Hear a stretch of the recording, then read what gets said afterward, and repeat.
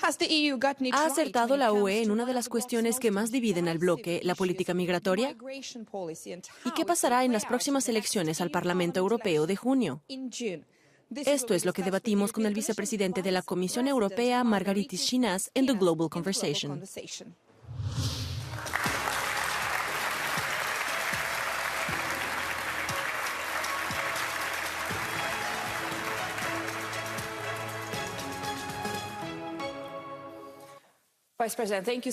Vicepresidente, muchas gracias por estar aquí. Empecemos por uno de los temas más candentes en las políticas de la UE, la migración. Cuando usted se convirtió en comisario en 2019 ya era un tema bastante importante y masivo. Ahora, desde entonces, la crisis ha adquirido una dimensión diferente con más conflictos y con la invasión a gran escala de Ucrania. ¿Cómo ve las actuales políticas migratorias de la UE, dados los recientes acuerdos firmados con Egipto y Túnez? ¿Cree que vamos a ver más acuerdos de este tipo? En el actual ciclo político sobre migración, hemos tenido que trabajar al mismo tiempo como bomberos y arquitectos.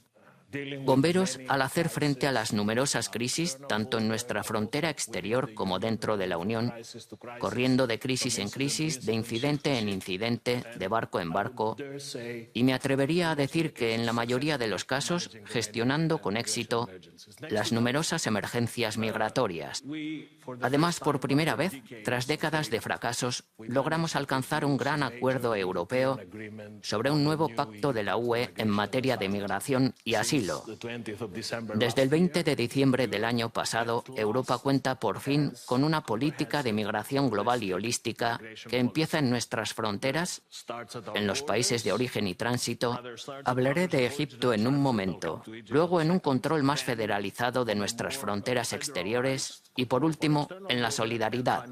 En cuanto a la dimensión exterior de la política migratoria, hemos invertido mucho tiempo y esfuerzos, y muchos de mis colegas, desde las principales autoridades hasta el presidente Charles Michel, que también ha sido de gran ayuda, hemos intentado establecer asociaciones con los 25 países de origen y tránsito que nos importaban en materia de migración. Nunca podremos hacer frente a la situación interna si no somos capaces de hacer frente a la situación externa. Y creo que ahora, con un acuerdo histórico con Egipto, que sigue la línea de nuestra declaración anterior con Turquía, tras el acuerdo con Túnez, ahora tenemos una red de acuerdos de asociación con los principales socios de migración que sin duda nos ayudará a mejorar la situación en la gestión de los flujos migratorios de una manera cooperativa.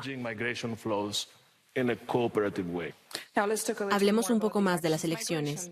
La inmigración, por supuesto, ha sido siempre uno de los temas que más ha dividido a la política nacional y europea. En los últimos años hemos visto que en toda Europa los gobiernos están cambiando. ¿Le preocupa el posible giro del centro a la derecha como resultado de las elecciones europeas de junio? En primer lugar, creo que tenemos que estar colectivamente orgullosos de la Unión Europea, porque somos una unión de democracias. Las elecciones son algo bueno para nosotros. Por eso la gente nos envidia. Por eso somos tan admirados en el mundo, porque tenemos elecciones libres y abiertas.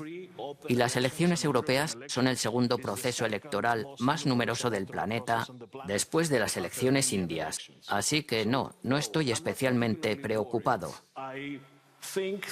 Creo que lo importante es que los europeos vayan a votar y atribuyan elogios o culpas a lo que funciona y a lo que no. No creo que tengamos que llegar a la conclusión precipitada de que será un triunfo de los extremos o de que la extrema derecha lo paralizaría todo. El 24% de los neerlandeses votó por Geert Wilders, pero el 76% no. Y no será el primer ministro de los Países Bajos. Si nos fijamos en Polonia, no ganó la derecha populista, sino Donald Tusk y sus aliados moderados. Si nos fijamos en Roma, no veo a Giorgia Meloni como un catalizador para los putinófilos extremos. La veo como un aluvión para la extrema derecha y los amigos de Putin. Así que esperemos un poco. No saquemos conclusiones precipitadas. Todavía tenemos 2 meses. Veamos qué pasa. Efectivamente, 2 meses enteros. Pero ¿considera que su grupo político tiene una alianza con la extrema derecha? ¿Y dónde estaría esa línea roja que su grupo político no cruzaría a la hora de establecer posibles alianzas?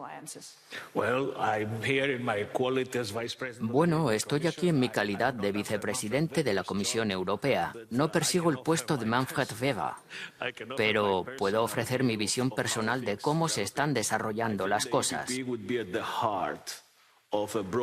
Creo que el PPE estaría en el centro de una amplia coalición de fuerzas proeuropeas moderadas, como siempre ha sido el caso. Hasta ahora no veo al PPE de Kyriakos Mitsotakis, por ejemplo, uniéndose a ningún aliado de extrema derecha. Esto no ocurrirá. Kyriakos y Jean-Claude Juncker son los que querían a Orbán fuera del PPE. Debo recordarles. Así que veo al PPE en el centro de la nueva red de alianzas políticas en el Parlamento Europeo. Veo que en ciertos temas podemos trabajar como hicimos para el pacto migratorio con una gran parte del ECR. Giorgia Meloni y los eurodiputados italianos de Fratelli d'Italia apoyaron abrumadoramente, junto con los liberales, el centro derecha y los socialistas, nuestro pacto. Así es como veo el centro de gravedad en el nuevo Parlamento.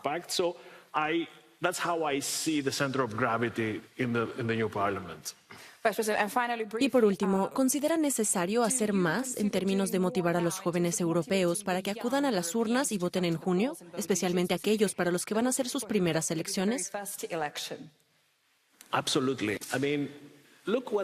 Absolutamente. Quiero decir, miren lo que pasó durante el referéndum del Brexit. Teníamos tantas figuras proeuropeas inspiradoras y admiradas en el Reino Unido, pero el sí no consiguió movilizarlas. Y fue un error que pagamos caro. No cometamos el mismo error en las elecciones europeas. Hay tantos líderes en el deporte, en la cultura, en las artes y la filosofía y en las industrias creativas. Somos la envidia del mundo en lo que se refiere al fútbol. En todos los ámbitos destacamos. Y la mayoría de estas personas son europeos comprometidos. Trabajan más allá de las fronteras. Se labraron su reputación más allá de las fronteras. ¿Qué hay de malo en que estas personas hablen con los jóvenes europeos y les digan que vayan a votar? Creo que es algo que los gobiernos también deberían adoptar. Yo lo hago desde Bruselas. No creo que los comisarios sean las personas adecuadas para hablar con los jóvenes, para decirles que vayan a votar. Probablemente creará el efecto contrario. Pero aprovecho ahora el lanzamiento del nuevo Euronews para hacer este llamamiento a los que dan ejemplo, a los modelos a seguir. Estas son las personas que necesitamos.